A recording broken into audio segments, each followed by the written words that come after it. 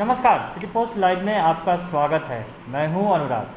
पप्पू यादव की गिरफ्तारी की बात हो रही है। जी हां, आज सुबह से ही ये हाई वोल्टेज ड्रामा बिल्कुल कहेंगे ये चल रहा है। पप्पू यादव के आवास पर सुबह सुबह पटना पुलिस पहुंच गई और उन्हें नज़रबंद कर लिया गया। थोड़ी ही देर बाद उन्हें पटना के गांधी मैदान थाना ले जाया गया। 5 थाने की पुलिस पप्पू यादव के यहाँ पहुँची और उन्हें उठाकर थाने ले जाया गया।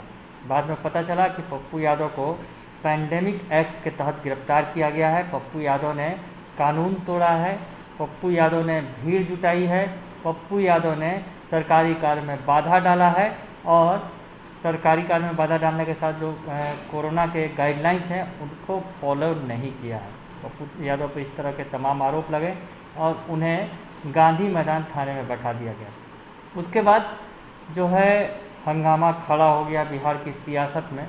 तमाम पार्टियां सामने आ गई, चाहे कांग्रेस हो, आरजेडी हो या फिर सरकार में शामिल वीआईपी या फिर हम, यानी मांझी और मुकेश सहनी भी साथ खड़े हो गए पप्पू यादव के। सरकार को सुना दिया खूब जमकर। एनडीए में भी बगावत दिखने लगी और इधर महागठबंधन के लोग सरकार के खिलाफ खड़े हो गए। यानी नीतीश कुमार और बीजेपी सीधे सीधे सभी के निशाने पर आ गए। दरअसल इस पूरे प्रकरण में आरजेडी तो ज़रूर सपोर्ट कर रही है पप्पू यादव का, पर हम बात करने बैठे हैं लालू परिवार की। जी हाँ, लालू परिवार का क्या रिएक्शन है इस पूरे मामले पर, हम आपको ये बताने के लिए बैठे हैं। तो लालू परिवार की अगर बात कर रहे हैं तो सबसे पहले लालू परिवार के मुखिया की बात करें तो लालू परिवार के मुखिया यानी लालू प्रसाद यादव खुद, आरजेडी सुप्रीमो, उनका कोई ट्वीट नहीं आया। दूसरे नंबर पर अगर नेता प्रतिपक्ष हैं जो लालू यादव के छोटे बेटे हैं तेजस्वी यादव, उनका भी कोई इस पर रिएक्शन नहीं आया। तो अब बात करते हैं तीसरे रिएक्शन की। तीसरा एक रिएक्शन ज़रूर आया, लेकिन रिएक्शन आने के तुरंत बाद उसका एंटी रिएक्शन भी हो गया और तुरंत वो ट्वीट हटा लिया गया। हम बात कर रहे हैं तेज प्रताप यादव की। लालू यादव के बड़े बेटे तेज प्रताप यादव बेबाक बयानबाजी के लिए जाने जाते रहे हैं। तुरंत जो है मामले पर अपनी प्रतिक्रियाएं देते रहे हैं। तो इसी तरह उन्होंने तुरंत प्रतिक्रिया तो दी, लेकिन बाद में मामला पलट गया। तो क्या कुछ पहले कहा तेज प्रताप यादव ने, हम आपको ये बताते हैं।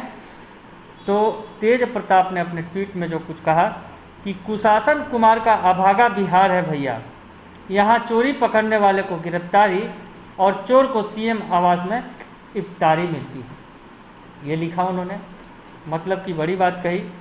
पप्पू यादव के सपोर्ट में खड़े हुए, भले ही नाम नहीं लिया था उन्होंने, लेकिन और साथ में जो नीचे ने उन्होंने हैशटैग जो सबसे ज़्यादा ट्रेंड हो रहा है आज, रिलीज पप्पू यादव, वो टैग कर दिया। उसके बाद पता चला कि आरजेडी के अंदर ही कहीं बवाल हो गया, तो आनन फानन में ट्वीट को गायब कर दिया गया। ट्वीट हम आपको दिखा रहे हैं कि तेज प्रताप यादव ने ये ट्वीट किया था, पप्पू यादव के समर्थन में वो खड़े दिखाई दे रहे थे। तो तेज प्रताप यादव के ट्वीट को आनंद फानन में गायब कर दिया गया। पूरी कहानी बता रहे हैं, उसके बाद ये बताएंगे वजह भी क्या है कि आखिर लालू परिवार खुलकर सामने क्यों नहीं आ रहा है। एक और ट्वीट की चर्चा करते हैं, लालू परिवार से ही जुड़ा हुआ, रोहिणी आचार्य की। जो रोहिणी आचार्य जो लालू यादव की बेटी है और पॉलिटिक्स में इन दिनों ट्विटर के जरिए खूब सक्रिय है। ट्विटर के जरिए वो किसी को छोड़ती नहीं है। पॉलिटिक्स में जो तमाम आरोप लग रहे हैं विपक्ष सत्ता पक्ष के लोगों पर, तो सत्ता पक्ष के लोगों में आरोप लगाने में वो भी सबसे आगे खड़ी नजर आती हैं। तो पप्पू यादव वाले प्रकरण में रोहिणी आचार्य ने भी ट्वीट किया, लेकिन बात वही हुई कि रोहिणी आचार्य ने भी खुलकर पप्पू यादव का नाम नहीं लिया। उन्होंने हैशटैग तो नहीं किया, पर रोहिणी आचार्य जो बातें लिख रही हैं उससे साफ साफ समझा जा सकता है कि रोहिणी आचार्य पप्पू यादव का समर्थन ही कर रही हैं, पर छुपे रूप में, क्योंकि लालू परिवार खुलकर पप्पू यादव के लिए सामने नहीं आ रहा है। तो रोहिणी आचार्य क्या कुछ लिखती हैं ये हम आपको बता रहे हैं। उन्होंने लिखा है कविता, जो अक्सर वो कविता को के रूप में उसे गढ़कर लिखती हैं, तो कविता उन्होंने जो लिखी है वो आपको हम बता देते हैं। अंधेर नगरी चोरों के राजा, समझ गए होंगे किसकी तरफ इशारा है। अंधेर नगरी चोरों के राजा संभवतः नीतीश कुमार को वो कह रही हैं, क्योंकि अंधेर नगरी और चोरों के राजा इस तरह के आरोप लगाते रहे हैं पहले भी। आगे वो लिख रही हैं, बने हैं गुनाहों के सृजन चोर, बने हैं गुनाहों के सृजन चोर। यहाँ ये स्पष्ट हो गया होगा कि सृजन चोर का आरोप लगाते रहे हैं लालू परिवार पूरा। जो नीतीश कुमार पर, सीएम नीतीश कुमार पर। तो आप समझ गए होंगे कि सीएम नीतीश कुमार पर निशाना है इस कविता के जरिए। एम्बुलेंस चोर के सहवाला, अगला जो लाइन लिखा हुआ है, अंधेर नगरी चोरों के राजा, बने हैं गुनाहों के सीजन चोर, एम्बुलेंस चोर के सहवाला। तो एम्बुलेंस चोर भी समझ गए होंगे आप।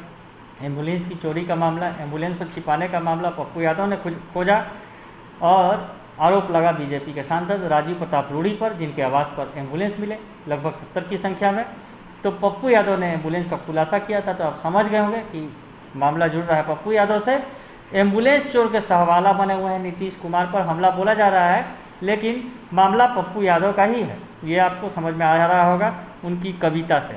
आगे वो लिखती हैं, दिन दहाड़े धृतराष्ट्र बनकर महलों में बैठा, रात में गांजा मारकर कुंभकर्णी नींद में सोया।